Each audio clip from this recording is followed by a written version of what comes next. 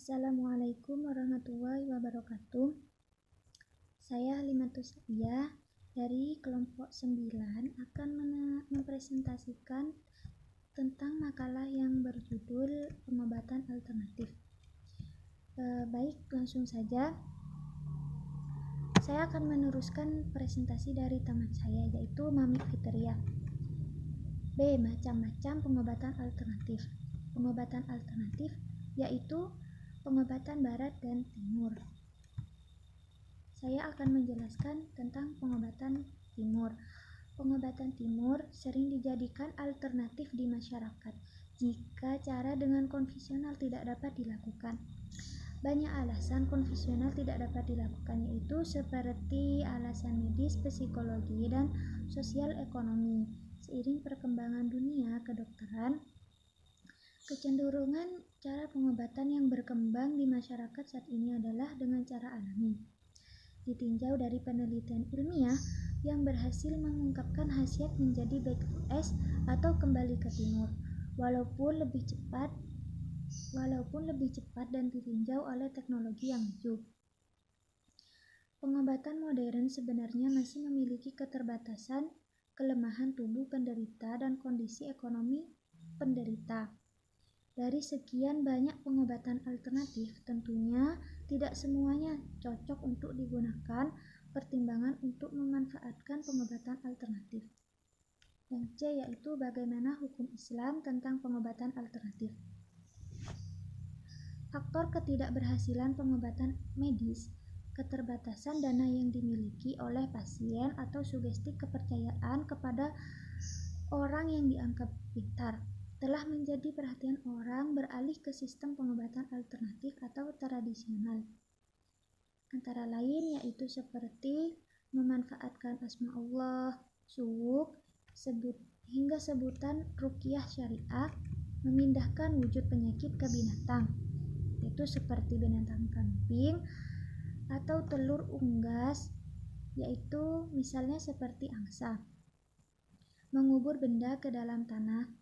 Nanggap orang membaca mankib Syekh Abdul Qadir Jailani mencari pasangan sihir dengan memperbantukan jaran kepang, mengikuti saran sesajen dukun perewangan, mendatangkan jin makhluk tertentu agar masuk ke tubuh orang, dan dalam alam ketidaksadaran jin itu memberikan saran pengobatan. Praktek pengobatan dengan melalui kondisi ketidaksadaran beriring pembacaan ayat-ayat Al-Quran telah menjadi ciri ruqyah syariah dan sejenisnya. Kondisi tersebut berbeda dengan praktek pembisuan total praoperasi atau bedah klinis atau biasa disebut dengan pingsan alami. Hukum pengobatan alternatif dalam Islam yaitu boleh asalkan setiap cara yang dilakukan dalam pengobatan alternatif tersebut tidak bertentangan dengan syariat Islam. Adapun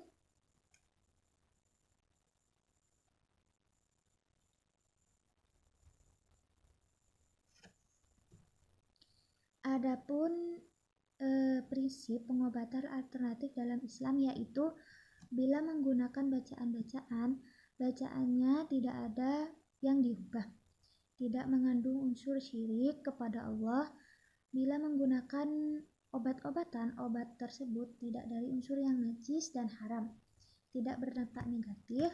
Bila menggunakan jimat atau tamimah tidak dari unsur yang najis dan haram pula.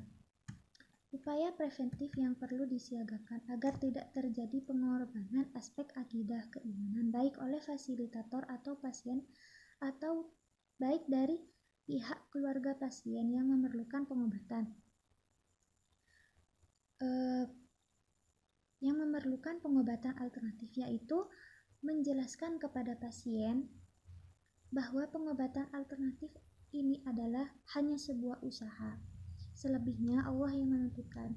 Jadi pihak pasien atau keluarga pasien itu tidak boleh memasrahkan kepada orang yang dianggap pintar tadi, tetapi seorang pasien itu pasrah, menyerahkan setelah berusaha untuk mengobati penyakit yang diderita oleh pasien kepada orang yang dianggap pintar. Itu yaitu memasrahkan kepada Allah bahwa dan percaya bahwa semuanya Allah yang menentukan. Adapun benda yang tidak mempunyai kekuatan tetapi hanya memiliki keistimewaan saja, yaitu seperti keris, besi kuning, akik, atau benda lainnya yang bisa dikuasai. Maksudnya yaitu benda-benda tersebut tidak memiliki kekuatan, tetapi benda tersebut hanya memiliki keistimewaan saja. Keistimewaan itu muncul dari faktor, yaitu karena benda tersebut dikuasai, atau ada yang biasanya keris itu melakukan pertapaan. Ya, mungkin seperti itu. Selanjutnya yaitu rajah atau jimat, atau dalam bahasa Arabnya tamimah. Sebenarnya secara asal adalah jimat penjaga yang ditulis dan dikalungkan pada anak kecil untuk menangkal penyakit ain. Penyakit ain yaitu seperti penyakit yang punya kekuatan membunuh yang muncul dari pandangan mata. Maksudnya yaitu biasanya kalau anak kecil, kalau masih bayi, itu kan biasanya kelihatan kepada makhluk halus, dan itu kan biasanya membuat si bayi itu menangis. Jadi untuk menangkal penyakit ain seperti yang tadi, maka dikalungkan jimat yang berupa tulisan asma Allah atau zikir-zikir Allah. Namun pengertian itu semakin luas dan melebar sehingga setiap jimat penjagaan apapun bentuknya adalah dinamakan tamimah. Jimat ini pun tidak luput dari penilaian syirik dari sebagian jamaah takfir. Penilaian seperti itu adalah bentuk penilaian yang tergesa-gesa serta tidak didasari pemahaman yang baik, dengan mengambil dasar hadis sahih riwayat Ahmad, yaitu sebagai berikut: Inna ruqa wa tamaima wa tiwalatu syirkun, yang artinya sesungguhnya subuk atau ruqyah, jimat dan pengasihan adalah syirik. Imam Al-Munawi menjelaskan menggunakan ruqyah kecuali ruqyah yang syariah. Jimat dan pelet pengasihan dianggap syirik sebagaimana dalam hadis-hadis, karena hal-hal tersebut yang dikenal di zaman Rasulullah sama dengan yang dikenal di zaman jahiliyah, yaitu ruqyah yang selain ruqyah syariah. Jimat dan pengasihan yang mengandung syirik. Imam At-Thayyibi menanggapi hadis tersebut bahwa yang dimaksudkan dengan syirik pada hadis di atas adalah dengan mengiktikadkan bahwa jimat tersebut mempunyai kekuatan dan bisa mempengaruhi atau kekuatan merubah sesuatu, dan itu jelas-jelas bertentangan dengan ketawakalan.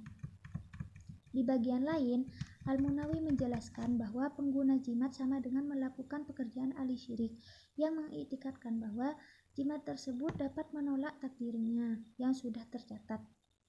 Namun, jika jimat tersebut berupa asma atau kalam Allah atau dengan tulisan berbentuk zikir Allah yang tujuannya untuk bertabarruk kepada Allah atau penjagaan diri serta tahu bahwa yang dapat memudahkan segala sesuatu adalah Allah, maka hal itu tidak diharamkan atau diperbolehkan. Pendapat ini disampaikan Ibnu Hajar yang dikutip oleh Al-Munawi dalam Faid Al-Qadir.